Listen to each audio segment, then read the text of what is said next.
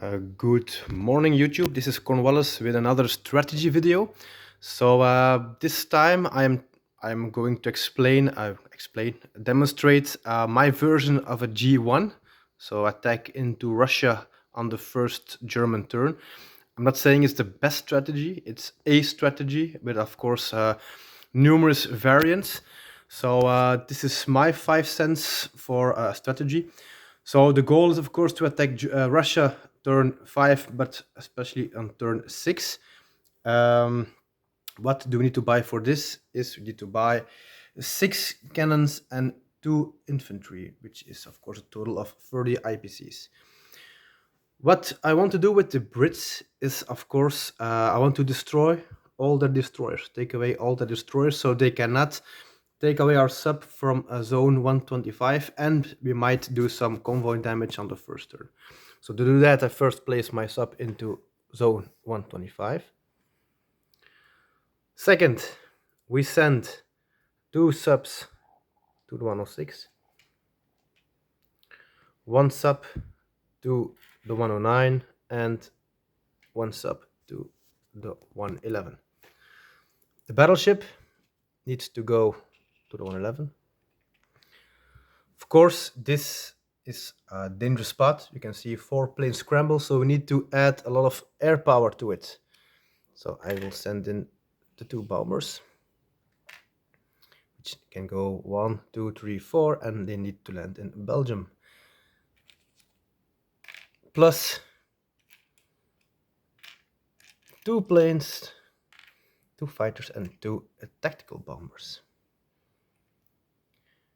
which gives us a total of 2, 4, 6, 7 units against his 5 units. In the north, we need, of course, to add fighters and tactical bombers as well, because there he can scramble as well. So which gives us 4 against his 4, which is not enough, so we add a 5th plane to it. What goes into France? So everything that can reach France will go into France. 3 tanks, the mechs, artillery, mechs from here, and I will send 2 tanks rather than the full 3.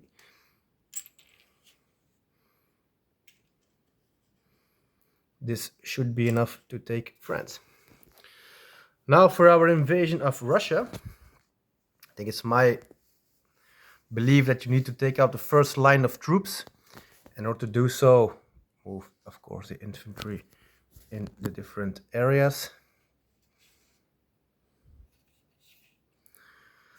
We have limited fighter and tactical bomber left, so what we're going to do is going to split them up. We need, of course, to take Bessarabia. That's one of the areas we most definitely need.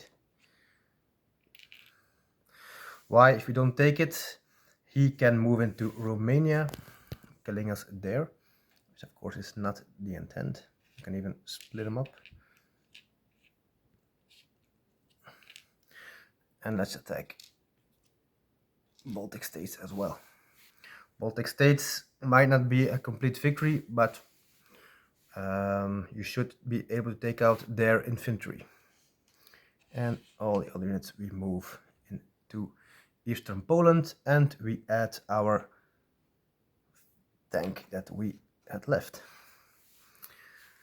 That's all the combat moves. Okay, so let's say we kill them, take those out. We take this one out. Here, if after the first round of combat he has ditched his destroyer, and you have you will probably lost a sub, you can opt to retreat your damaged battleship or not. That's up to you, and pull it back to 112. That's of course to pull away British units, but let's say we will not do it and he is damaged. In Paris, most likely outcome, we will lose infantry. Let's say we lose all 6 infantry. And we have this left. Here, okay, basically it doesn't matter that much. Okay, let's say they got them all as well. Non-combat move, we move into Finland, right?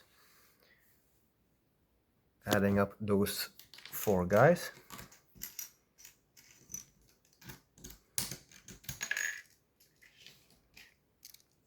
One, two, three, 4. And here moving everything to Poland. And from Great Southern Germany to Hungary. The planes, we have a tactical bomber from Poland. He can go 1, 2, 3, 4. And these air units can go to Poland or Slovakia.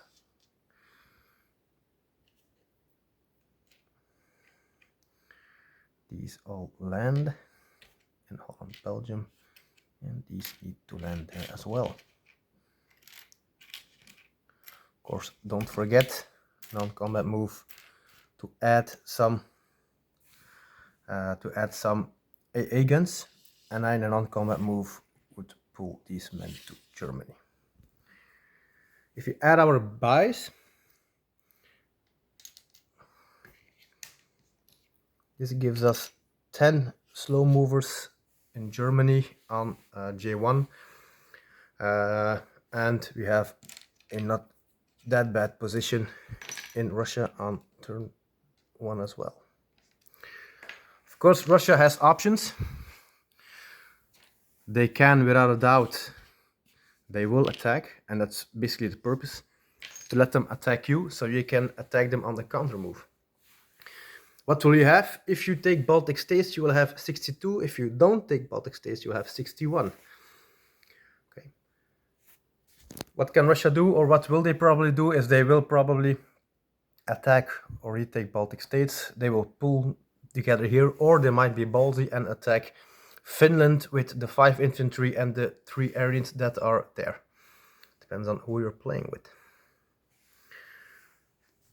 Of course, we have given a lot of navy to the Brits. They have a lot of options as well. So that's why I'm not doing a UK or a response. They can do a lot of things. Without doubt, they will take out this fleet as well. They might even take out Gibraltar. So that's why I don't really make plans for the Italians on sea.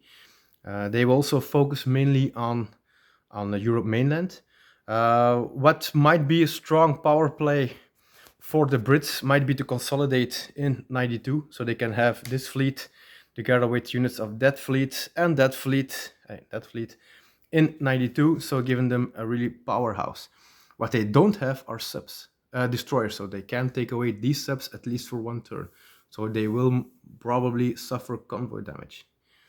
Okay, they might even do Tobruk strafe, go for Ethiopia combined with the Pacific fleet. It doesn't really matter. Let's say, worst case, they will take out our Trento fleet as well. So for the Italians, what do they need to buy? They need to buy a mech and a tank. Their main objective is to move these fast movers to the Eastern Front. So to do that, they need to take Yugoslavia. Okay. Southern France is nice. No, let's rethink that.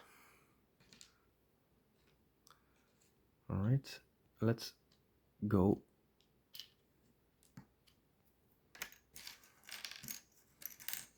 to Yugoslavia with these units.